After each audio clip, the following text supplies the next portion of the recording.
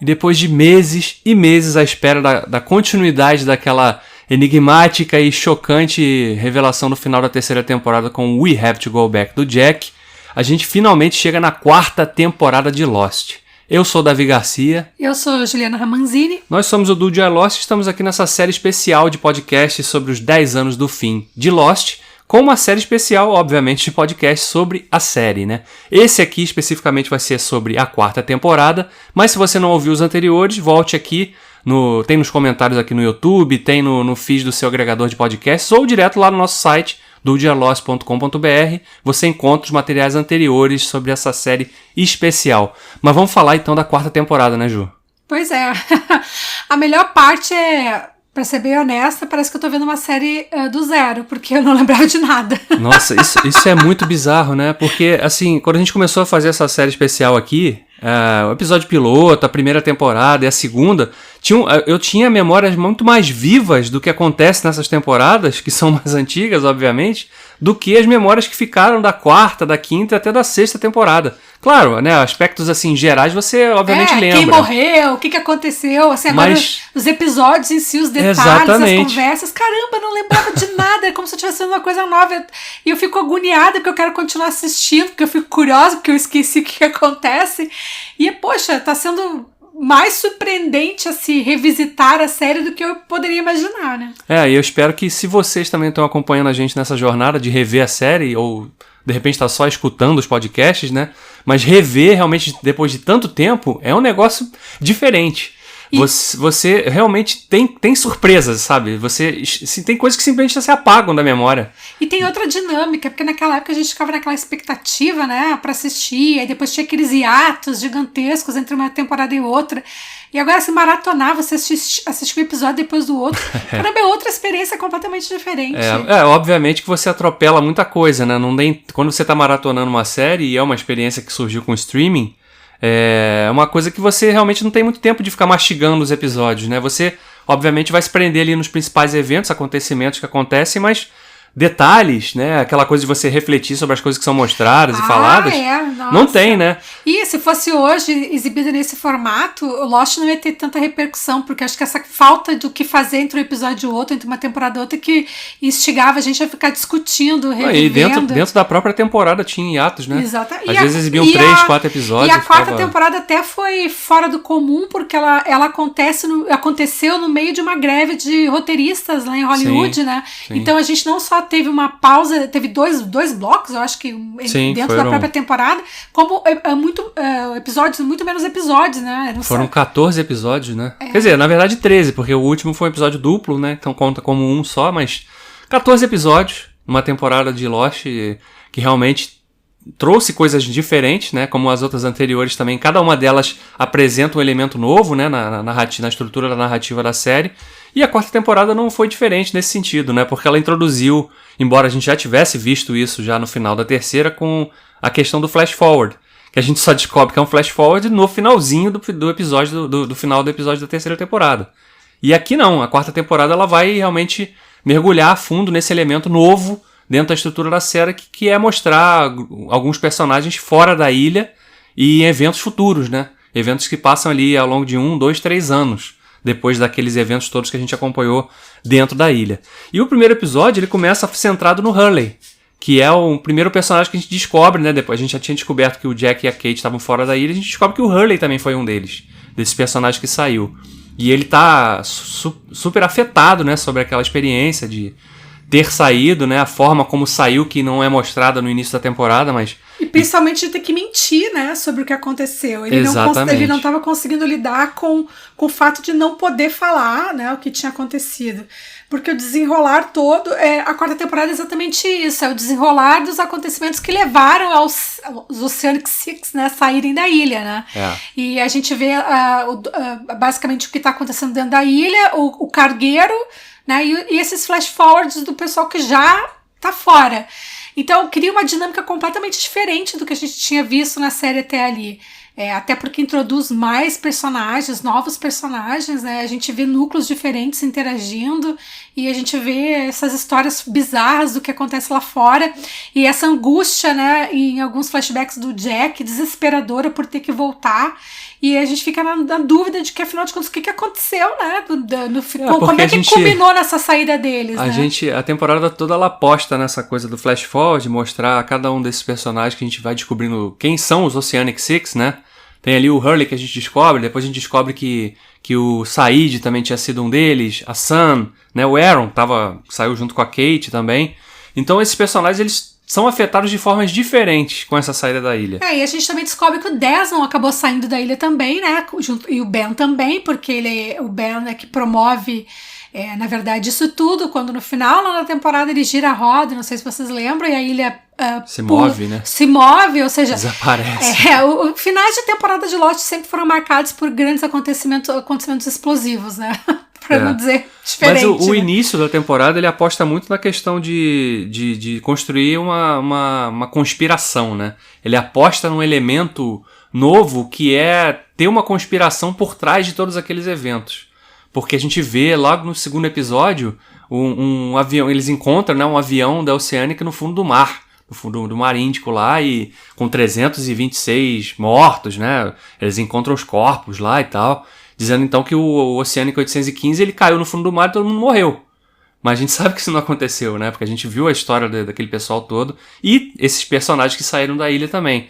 E em função disso eles têm que mentir sob a justificativa de proteger quem ficou para trás, né? Porque teria um grupo interessado em descobrir aquele paradeiro e acabar com todo mundo, matar todo mundo que estivesse lá, né? Na verdade, o grande inimigo que se constrói, né? O grande interessado em matar todo mundo e invadir a ilha, retomar a ilha, é a figura do Charles Widmore, o pai da Penélope, né? Então a gente ali que vai ganhando mais forma, mais peso, né? Exatamente, a gente vai descobrindo que ele tem um passado, né, com a ilha, que ele tem uma rivalidade absurda com o Ben, e que realmente ele tá tentando, ele mandou, o cargueiro tava levando o pessoal, que aí são os personagens novos, a Charlotte, o Faraday, a Naomi, o Miles, né? A Naomi acaba morrendo rápido, né? Depois ela reaparece. Mas o interessante dos outros três, né, do Miles, da Charlotte e do Daniel, é que todos eles têm alguma ligação com a ilha, e a gente vai descobrir isso depois, né? Isso não é explorado, é sugerido ao longo da temporada, mas não é de fato mostrado, né? Em especial o Faraday, né? Ele vem para desempenhar um papel importante na trama, né? Muito importante. Ele não é um personagem aleatório, ele é meio que um paralelo, assim, tipo o Desmond, que parece fora da turminha ali, mas desempenha um papel importante na trama. Não, e são personagens que são bem diferentes entre si também, né? E que tem os atores que os interpretaram, né? O Jeremy Davis lá, que fez o Daniel Faraday, a Rebecca Madden lá, que fez a Charlotte, e o Ken Liu, que fez o Miles, eles são atores que imprimem uma coisa diferente nesses personagens. Não são exatamente... Tudo bem, o Miles, quando surge, ele parece ser uma cópia do Sawyer, né? Porque ele fica botando apelidinho em todo mundo, né? Ele é sarcástico, aquela coisa e tal. Mas o Daniel Faraday, que é o físico ali do grupo, ele é um cara que esse cara sabe alguma coisa da história da ilha. Ele é mega misterioso, ele não completa as frases, né? Ele fala, mas não fala, ele dá uma fase... Ele tá sempre matutando alguma coisa, parece que ele tá com a resposta na ponta da língua, mas não pode falar. Então, assim, eles vêm cercados de mistérios, né? Tanto do que eles vieram fazer ali, quanto quem são essas pessoas, né? E, por outro lado, tem aquela busca insana, né? Dos mercenários pelo Ben, que culmina com... porque o primeiro arco da temporada, os personagens ficam naquele conflito. Mas esse pessoal veio para resgatar a gente ou o objetivo deles é outro? Né? Então fica até estabelecer um nível de confiança dos personagens que a gente já conhecia ali com esses novos que chegam, porque eles, né, o Loki, primeiro que ele dá uma facada nas costas da Naomi lá no final da terceira temporada, né? E aí tanto que culmina na morte dela logo depois, mas... Porque, né, diz que nesse grupo não tá ali pra resgatar ninguém. Eles querem matar todo mundo e explorar a ilha, né? De alguma forma. E a gente não sabe ainda pra quem eles estão trabalhando naquele momento, né? No início desse arco inicial. Isso vai sendo explorado. Então a dinâmica se altera dos grupos, do grupo que acredita que eles vão ser resgatados e do grupo que acredita que não, que eles têm que se afastar desse pessoal o máximo possível. E aí se divide, né? O pessoal que fica na praia e o pessoal que segue o Loki lá pra antiga vila dos outros, né? Que era a antiga vila da Dharma. E lá acontece aí o enfrentamento do... Primeiro a gente descobre que o Ben pode invocar o monstro de fumaça, né? Sabe invocar o monstro de fumaça, Ele né? tem lá um mecanismo que permite que ele convoque o monstro. E segundo, a gente vê os mercenários, né? O Ben praticamente sacrifica a própria filha pra não ter que se entregar, sacrifica, né? Porque o Ben é aquele personagem que a gente já mencionou aqui quando falamos da introdução dele lá na segunda temporada e como ele é desenvolvido na terceira. Mas na quarta temporada a gente vai vendo cores novas também. Ele é um cara que ele não só conhece muito sobre o que acontece na ilha, mas fora dela, né? E ele sabe o interesse desse outro grupo que tem de encontrar naquele lugar. E encontrar com ele, né? Ele sabe que tem a ver com a rixa dele com o Charles Widmore. Não, e a gente vê aquele lá no episódio do Said, né? Quando a gente vê que ele tá ali... O terceiro episódio é o Said de James Bond, né? Que ele tá trabalhando como um assassino ali de contratado, contratado entre aspas, né? Mas tá trabalhando pro Ben para eliminar essas ameaças aí, então, que estariam ligadas a esse grupo que tá tentando encontrar a ilha, né? E que representariam um perigo muito grande para quem ficou lá. Então a gente vê um episódio centrado nisso, a gente vê que o Ben tá ali fora da ilha, ele saiu, depois ao longo da temporada a gente vê que na casa dele lá na Vila dos Outros, ele tinha um esconderijo ali dentro do quarto dele, ali com vários passaportes, né, vários lugares, dinheiro de tudo quanto é lugar, então sugerindo que ele faz isso uma várias certa... vezes. Né? Exatamente, então é um cara que conhece o que acontece ali, ele sabe como... Até porque até o Locke explodiu o submarino, existia uma forma de entrar e sair sem ter que necessariamente fazer o que eles fizeram no fim da temporada, que é girar a ilha de lugar e o Ben é um personagem que tá o tempo todo, você falou da questão do sacrifício da Alex... que ele não se importa muito com a vida dos outros, né? Até um determinado ponto da história de Lost, ele é assim. Depois, e a gente vai comentar isso no podcast da quinta temporada, as coisas começam a mudar pra ele.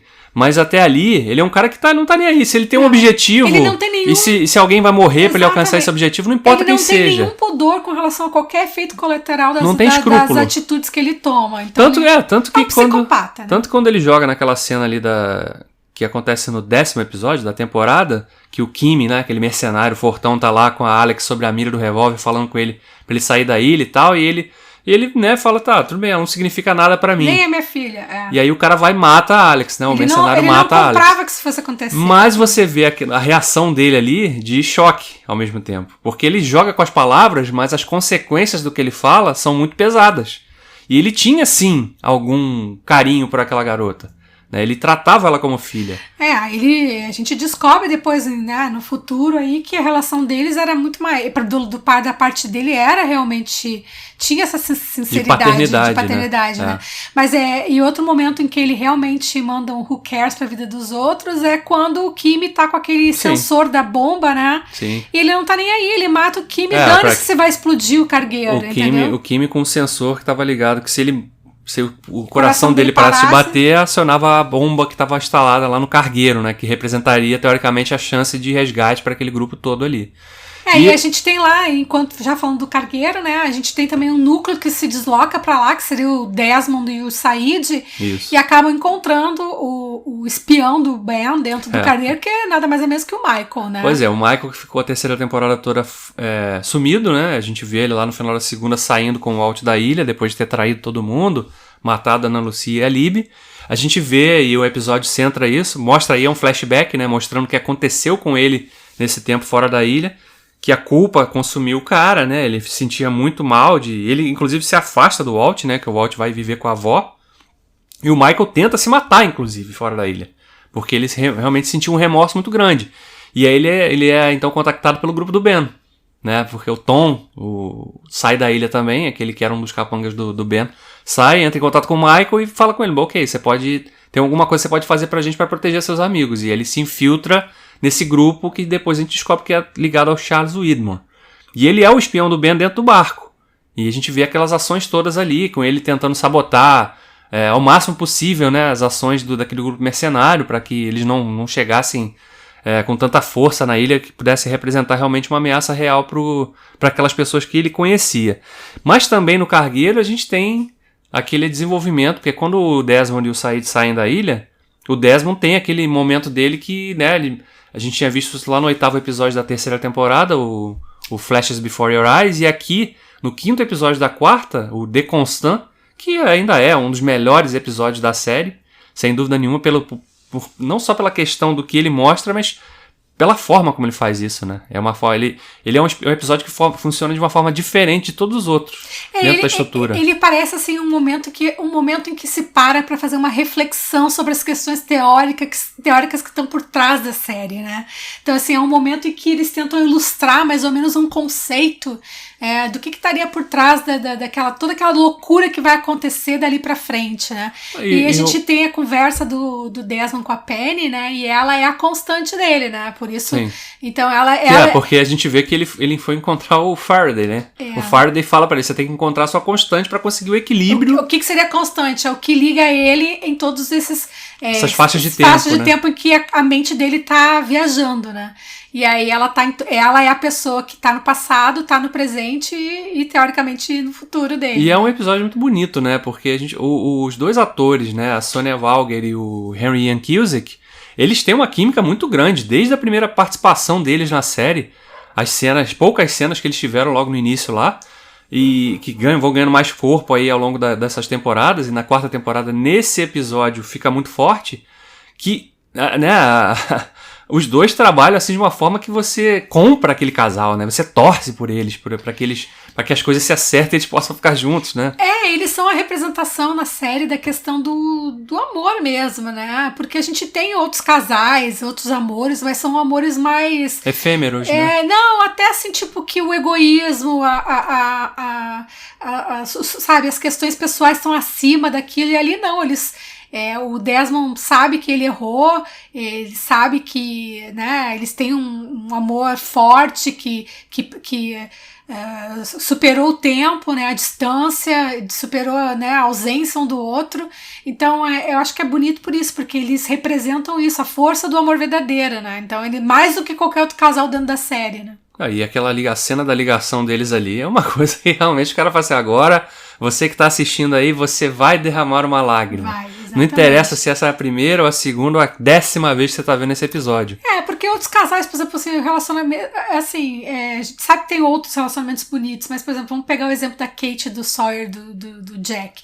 Pô, uma confusão ali, porque gosta de um, gosta do outro, aí gosta mais de si mesmo, gosta mais de ter razão, entendeu? Então, assim,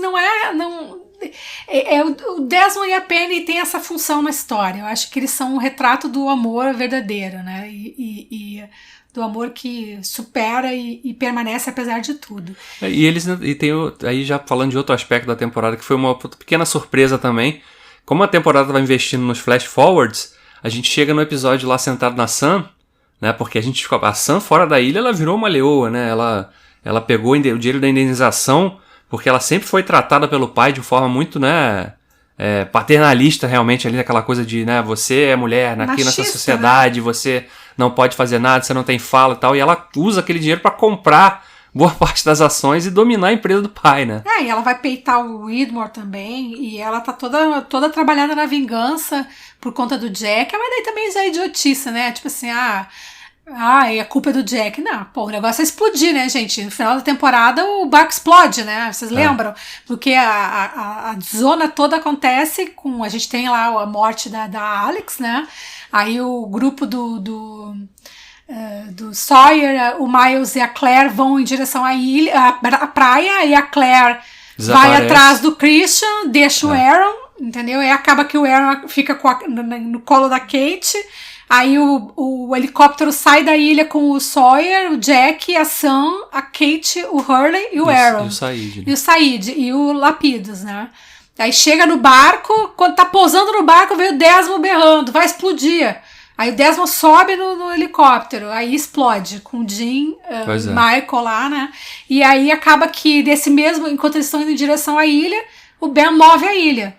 Então a ilha desaparece, eles ficam no ar, o helicóptero cai, eles ficam no barco, quem encontra eles é o barco da Penny.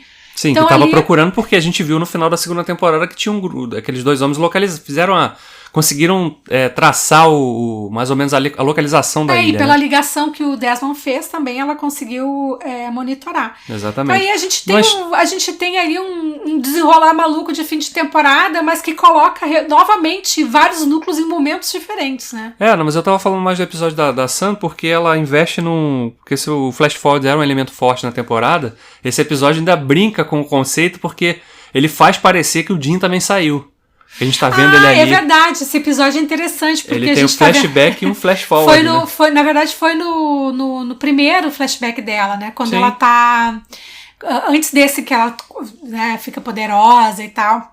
É quando ela tá dando à luz, né? Que a gente vê ela indo pro hospital e ao mesmo tempo o Jim correndo atrás de comprar um panda, né? E aí no fim a gente vê que dele era um flashback e o dela era um flash forward, né? Sim, os dois estavam ligados a uma maternidade, mas por eventos diferentes. Né? Depois do We Have to Go Back lá, a questão do flash forward, do flashback, meio que sai do prumo isso, porque a gente vai ter várias formas narrativas diferentes, né? A gente vai ter também, porque a gente depois vai ter tempos diferentes na série acontecendo, né? Mas você tem flashbacks dentro da própria ilha. Então, né? A gente tem histórias, na verdade, do momento presente, histórias de... A gente tem o tempo da ilha, o tempo do... Então, assim, nessa temporada começa a quebrar um pouco, né? Porque você tem a mistura dos dois no mesmo episódio, ou tem, tipo, o episódio do Michael, que é basicamente um flashback inteiro. Exatamente. Né? Então, assim, essa temporada, ela quebra um pouco com a própria fórmula da série, né? Introduzindo novas narrativas. O que é legal porque mostra que eles nunca ficaram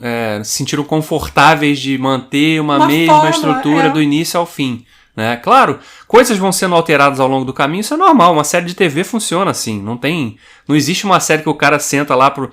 seu executivo da TV, eu tenho aqui uma ideia para uma série, que eu vou fazer ela durante 10 temporadas e tenho tudo aqui, certinho, o que vai acontecer. Não é assim que funciona, não existe isso em série de TV. Você tem um esqueleto, claro, né? Que eu quero falar sobre isso e aquilo, mas coisas vão mudando ao longo do caminho. É óbvio que em Lost isso aconteceu também. Mas a 4ª temporada, ela já é a primeira temporada daquela estrutura mais planejada, porque a gente comentou isso no podcast da 3ª, né? Eles discutiam lá com a ABC na época quando que a série ia acabar. E aí os caras bateram o martelo, ok, vai acabar na 6ª temporada, então vocês podem estruturar melhor essa história até o final agora. E as temporadas passaram a ser mais curtas também, não eram mais 23, 24 episódios, né? Então... essa 4ª temporada tem 14, depois a 5ª tem 17. Tem pouca barriga a partir daí, né? As histórias até você não tem mais episódios sobre a tatuagem do Jack, por exemplo. Ninguém jogando ping-pong na praia, entendeu? Não tem enrolação, nem flashback desnecessário, tanto é que tem personagem que nem tem flashback, ou que tem só a própria pessoa dar uma... O Sawyer foi um que não teve flashback na 4ª temporada, por exemplo. Um dos personagens mais centrais ali da trama, embora ele sempre tivesse alguma coisa importante acontecendo com ele na ilha, né? Mas ele não tem um episódio sobre ele, né? Por exemplo. Então foi isso, né? Essa estrutura, ela se alterou realmente, né? Com a 4ª temporada. Não só a dinâmica dos personagens, né? Quando o pessoal da ilha tá lá, eles se mudam lá para as cabanas, para aquela vila que era a vila dos outros lá. A gente vê, né, a Kate morando com a Claire, aí o Hurley morando com o Sawyer, né, dividindo a casa. Então são aqueles momentos um pouquinho mais leves ali, né, que tem, que a série se permite ter. São curtos, né? Tipo são assim, curtos, dentro de um episódio você tem essa questão. Uma perda grande da 4ª temporada, né, foi também a morte abrupta, né, da Rousseau. Ela acontece de uma forma muito violenta, né? Inesperada, né? Ela acaba sendo morta ali pelos milicianos ali do Widmore, né? Quando eles finalmente chegam na ilha, então ela morre de uma forma muito bizarra. E aquela morte dela acaba também depois revelando um outro aspecto, né? Confirmando, na verdade, que é o dom do Miles, né? De ouvir os mortos ali, né? A verdade, a gente não falou que teve barriga na série, nessa temporada, mas teve, né? Aquela história da apendicite do Jack, uma bobajada também. Aquilo ali, nossa. Né? Porque você cria uma situação de perigo. Nossa, o personagem vai correr perigo de vida. Então, mas você tá vendo o flash forward do cara na rua, entendeu? Você sabe que ele saiu da ilha, que não aconteceu nada demais com ele, nada mais grave. Mas você viu pra matar a relação dele com a Juliet. Gente, a relação deles nunca nasceu pra começar, entendeu? Nunca saiu daquele flerte ali, não, né? Nunca saiu. E outro ponto alto, acho, da temporada foi a gente descobrir um dos mistérios, né, da 3ª, né? Que foi quem é que tava no caixão, né? O final da 3ª temporada, ele mostra o Jack lá, né, naquela espiral totalmente bizarra dele lá, barbudo, tomando remédio de qualquer jeito, bebida e tal. Ele indo ali aquela funerária, né? Hofstroller, né? O anagrama lá pra flash forward. E a gente descobrindo que ele tá no velório de alguém. É um caixão de alguém que ele conhece. Mas o final da 3ª temporada não dá dica nenhuma sobre quem seria essa pessoa. E ao longo da 4ª temporada a gente vai vendo nos flash forwards que essa pessoa se chama Jeremy Bentham. Mas a gente não sabe quem é Jeremy Bentham. A gente não conheceu nenhum personagem com esse nome. Aí eu lembro que na época se especulou que talvez fosse o Michael com outro nome, ou fosse o Desmond com outro nome. Aí a gente lembra que gravaram 500 versões dessa cena com um monte de personagem no caixão pra evitar. Até que a gente descobre que era o Locke, né? Eu me lembro na época que eu fiquei putaça, entendeu? Que a gente não sabia o que ia acontecer, né? Falei, não é possível que mataram o Locke, entendeu? Como isso, gente, entendeu? Como que mata o personagem do Locke assim, faltando 2 temporadas pra acabar a série? Não pode ser. E a gente vê que E o outro mistério que gira em torno disso, não só como ele morreu e como que ele saiu da ilha, né? Exatamente. Porque, tudo bem, o Ben, a gente viu que ele girou a roda lá, mas será que o Locke fez a mesma coisa, né? Em que circunstâncias ele fez isso? Por que ele fez isso? Porque ele é o cara que jamais queria sair da ilha, né? Por que ele saiu da ilha? Por que ele tomou essa atitude desesperada? E é um dos mistérios que fica realmente de gancho da 4ª pra 5ª temporada, né? É uma temporada muito... que ela é muito dinâmica, né? Muita coisa acontece... Os personagens, eles têm arcos, assim, realmente muito... Principalmente os Oceanic Six, né? Que coisas acontecem com eles fora da ilha de uma forma muito impactante, né? Cada um à sua maneira, né? O Hurley ali com aquele sentimento de culpa e ele tendo aquelas conversas com... Ele vê o Charlie, né? O Charlie visita ele lá na clínica, né? Ele tem uma conversa com o Charlie. A gente não vê o Mr. Echo, mas a gente sabe que ele também conversava com o Mr. Echo. Ele recebe visita da Ana Lúcia, né? Ou seja, vários personagens que já tinham morrido na série aparecem fazendo pontas ali pra mostrar como ele tinha esse relacionamento como ele via os mortos, né? E depois a gente tem o Miles, que também de alguma maneira fala com os mortos, né? E a relação da Kate com o Jack, né? Porque eles acabam ficando juntos fora da ilha um tempo, né? Vão morar juntos e tal, tem uma vida de casal ali. Eles criando o Aaron, né? E o Jack descobrindo também que ele tinha um parentesco com a Claire. Que o Aaron era sobrinho dele, que ela era irmã dele, né? Que é o momento, inclusive, que... Né, eles se afastam porque ele começa assim, a partir dali ele começa a sentir culpa, né? Por ter deixado... assim, gente, a 4ª temporada acontece coisa pra caramba, né? Então, assim, apesar de ser menos episódios. Menos episódios, mas ele é bem frenética. A gente teve outras coisas também muito interessantes sobre a mitologia da série, porque a gente vê o Richard Alper aparecendo muito mais. Que é um personagem que a gente já tinha visto. Olha, peraí, esse cara ele era dos Hostis, né, depois ele ajudou o Ben a promover aquele ataque lá na Dharma, que culminou na morte de todo mundo. Aí o Ben se junta a ele e o Alper tá ali desde muito tempo e ele não muda de aparência, né? Tinha todo aquele mistério sobre a aparência do Richard Alper. E a gente vê ele saindo da ilha também nessa 4ª temporada, porque ele vai visitar o Locke quando o Locke era criança ainda, né? A gente vê ele lá, né, visitando, identifica aqui esses objetos aqui, quais que já te pertencem. E aí, quando acontece isso, a gente fica, mas que é isso, né? O que ele tá fazendo? Que teste é esse? Que teste é esse? A gente vai descobrir depois, na 5ª, o que significava aquilo, né? No desenrolar dos eventos da 5ª temporada, aquilo faz sentido do que representava. E são coisas assim que a temporada aposta, né? E tem aquele episódio que eles vão descobrir a cabana do Jacob. Tem a cabana do Jacob. Tem um momento bem... que é filme de sobrenatural, horror, suspense, né? Porque tá o Ben com o Locke lá e o Ben chega lá, mas você não tá vendo ele aqui? Eu tô falando com ele, né? E aí a gente tem uma cadeira vazia e aí o Locke já fica puto de cara, você tá fazendo de palhaço, né? Não sei o que e tal. Você também nunca viu ele, tá? Mas aí ele ouve uma voz e a gente vê um vulto. Então, peraí, então não é mentira do Ben? Tem alguma coisa ali realmente? Mas o que tem ali? Quem é essa pessoa? Quem é o Jacob que é tão citado, mas nunca mostrado? O Hurley também consegue ver a cabana do Jacob, né? Então a gente já vai começando a ver que o Hurley também tem seu lado especial, né? Agora, assim, olhando no panorama geral, a gente consegue ver a 4ª temporada como uma temporada bem de transição mesmo, né? Então a gente sai daquela história de aventura na ilha, de sobrevivência, cheia de mistérios, para uma coisa mais complexa. A gente começa ali a falar desses flashes, de estar em tempos diferentes com a questão do Desmond. Então começa a introduzir questões mais complexas, né, relacionadas à ilha, né? Por que tanta gente tinha interesse naquele lugar? Exatamente, né? O que ela tem de tão especial? Eu acho que ela dá essa temporada, ela faz essa transição de o que era só aquela bobice de vamos sobreviver na praia, vamos tentar resgate, vamos a iniciativa Dharma, os outros, não sei o que, ela faz esse gancho para uma coisa mais complexa e maior. Aí a gente começa a entender que as coisas são mais... que eles estão dentro de um jogo muito maior do que eles imaginavam, que não foi só um simples acidente, que não foi só destino, né, que tem muita coisa por trás de tudo o que aconteceu. Não, e a sequência final da temporada, realmente, acontece... As coisas têm... Primeiro que tem sequências de ação, assim, no nível que poucas vezes a gente viu na série, né, no tamanho, né, do escopo da coisa, né. Aquelas sequências ali de luta, por exemplo, do Sayid com o Kim, né? Que eles se pegam lá no braço lá. No primeiro momento que a gente acha, inclusive, que o Kim morreu, mas não morreu. Depois que ele ressurge lá na Orquídea, quando o Ben tá com o Locke lá fazendo o que ele tava fazendo lá pra dizer que ia mover a ilha, né? Mas o que significava mover a ilha? Mover a ilha? O que significa isso? É uma expressão? Não, e a próprio vídeo de orientação da Orquídea, né? Falando sobre a questão de viagem no tempo mesmo, né? Ou seja, a gente tem ali um elemento novo, uma estação nova sendo apresentada.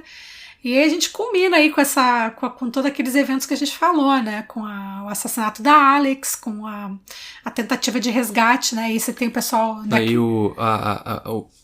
o tamanho do final da temporada, ele também é medido porque é uma coisa que vai acontecer. Os acontecimentos são muito acelerados, né? As coisas acontecem num ritmo muito frenético. E ao mesmo tempo, né? Porque você tem o Ben na Orquídea girando a roda, você tem o pessoal na praia tentando sair de bote e chegar no barco, você tem o pessoal no helicóptero chegando no barco, e você tem o barco, o pessoal tentando fugir do barco. Você tem o Sawyer pulando do helicóptero. Você tem o Sawyer num momento que eu acho que ali é a grande virada do personagem dele, né? Que a partir que ele começa, de fato, a se transformar em uma outra pessoa, né? A virada dele ali acontece ali, né? Quando ele salta ali que ele tem. Que, inclusive, ele cochicha, né, com a Kate, né? É um momento, inclusive, que a série dá uma sacaneada no Hurley também, né? Porque quando eles falam, o Lapidus fala, a gente tem que perder o máximo de peso possível aqui, senão o helicóptero não vai chegar lá. E a câmera vai e foca no Hurley lá, tipo... olhando de canto, né? O que você quer que eu faça? O que você quer dizer com isso? E aí o Sawyer toma essa atitude, então, de se sacrificar, entre aspas, né? Ele sacrifica a chance dele de sair da ilha, mas pra poder dar essa chance para aquele grupo de pessoas ali. E a gente começa a ver que não é só o Locke que também não vê sentido em sair da ilha, né? O próprio Sawyer, né? O que ele tem lá fora, né? Ele não tem muito. Ele mesmo diz isso, né? Depois... A única coisa que ele tinha fora da ilha, que na verdade ele negava querer ter algum interesse, que era a filha, né? Que é justamente uma coisa que a gente vê nos flash forwards da Kate, que ela... Qual era o favor que o Sawyer pediu, né? E que acabou isso também acabou sendo um elemento que provocou o distanciamento dela com o Jack, porque o Jack tinha ciúme. Né, você não esqueceu esse cara, né, que depois na quinta a gente vai entender melhor o que é essa relação dela com a exatamente. Com a Cassidy. E o final da temporada, de novo, tem um elemento muito forte da série, que é a trilha do Michael Giacchino, né? Ele consegue, com a trilha, transformar aqueles momentos em um negócio muito épico, né? É um elemento muito forte, muito marcante, que toda vez que você assiste, você vê as cenas com a trilha, pontuadas pela trilha dele, assim, você fica, nossa, realmente... Como era um produto diferente, né? Lost era realmente, principalmente nesses momentos de final de temporada, em que as coisas aconteciam num ritmo mais marcante, assim, a trilha dele era realmente um elemento muito forte e muito percebível, né? E aí a gente vê, então, a ilha se movendo, né? Com aquele momento que... Caraca, bizarro isso, né? A gente imaginava tudo, menos que a ilha fosse dar um salto e a gente... desaparecer, né? Não, e a gente depois ainda vai descobrir que não é um salto físico, né? Apenas, né? Apenas, né? Então, assim, é bizarro isso, é surreal. Mas mais uma vez termina com aquela porradona, né? Pra gente ficar lá alguns meses ruminando. Graças a Deus agora a gente tá fazendo maratona, não precisa sofrer tanto tempo. Pô, eu fico com inveja, assim. Quer dizer, é inveja, mas também não é, porque, né, o que a gente falou lá na abertura do podcast, essa questão de você ver todos os episódios numa sequência. Se você nunca viu a série, eu fico imaginando isso, a pessoa que nunca viu a série e que tem hoje a disponibilidade de ver, de repente, num streaming qualquer, ou que tem os box lá que alguém deu de presente, ou pegou emprestado com um amigo, você tá vendo os episódios todos na sequência, um atrás do outro, não tem tempo de você ficar ruminando o que acontece. Talvez a força do impacto de uma temporada para outra não seja tão grande, porque você não tem que esperar. Você não tem que ficar, tá, mas o que será que significou isso? O que ele quis dizer quando ele falou aquilo? O que o Locke falou pro Jack lá que ele ia se arrepender, né, amargamente de tomar aquela decisão de sair da ilha? Porque essas pessoas estão tão desesperadas. Por que o Jack tá tão desesperado? Por que o Locke quer tanto trazer eles de volta? Assim, a gente... Caramba, e aquilo que volta lá no primeiro podcast que a gente gravou, né? O que fez o sucesso de Lost também foi isso, a gente ficar, os fóruns, o público comprando essas teorias, especulando. Se você for lá no blog, né, às vezes a gente dá uma olhadinha lá nas coisas que a gente tem. Caramba, o que tem de post de especulação. Nossa. E cada chute furado também. Tem um post que a gente falava, tem um spoiler que saiu no site da QFO, não sei o que tá no caixão, Michael.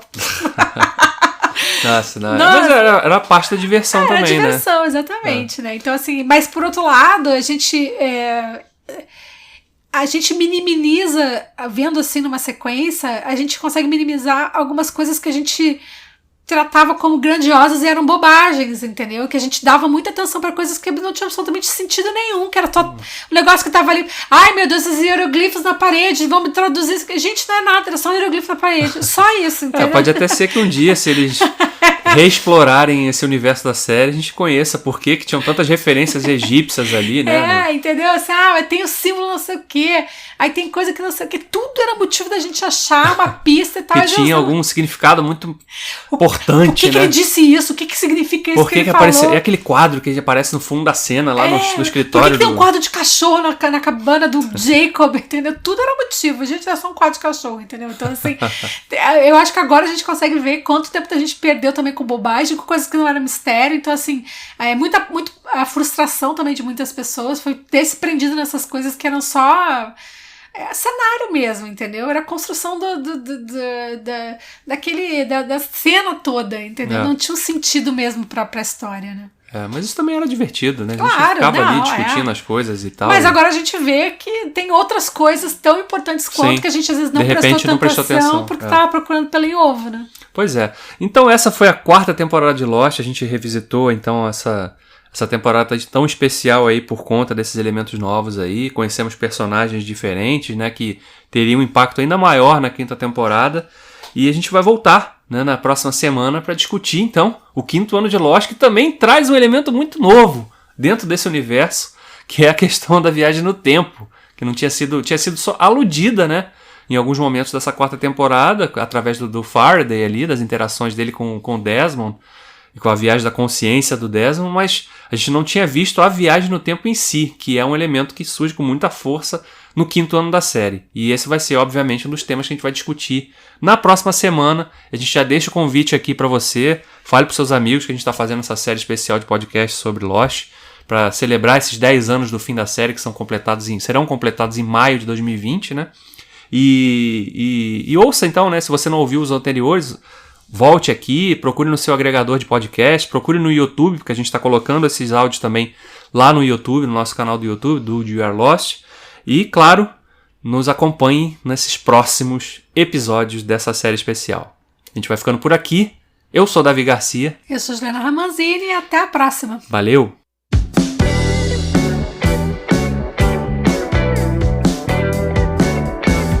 Você acabou de ouvir o Dudecast, o podcast do blog Do You Are Lost, que está disponível nas principais plataformas agregadoras de podcast. Procure o feed do nosso podcast no seu favorito e nos adicione para acompanhar os próximos episódios. Não deixe também de nos seguir nas redes sociais, no Twitter, Instagram e Facebook.